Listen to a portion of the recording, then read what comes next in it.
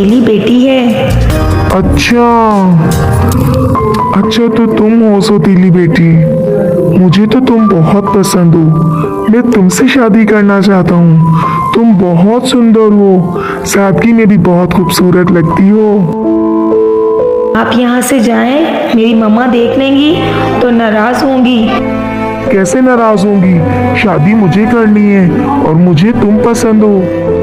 अच्छा तो ये बात है। मैं मम्मा को सारी कहानी बताऊंगी कि ये दोनों यहाँ पर लव स्टोरी चला रहे हैं। अच्छा, नन्ही उनकी सारी बातें सुन रही होती है और दिल ही दिल में बहुत गुस्सा हो रही होती है छोटी पे। नन्ही उनकी सारी बातें सुन लेती है और आकर अपनी मम्मा को बता देती है।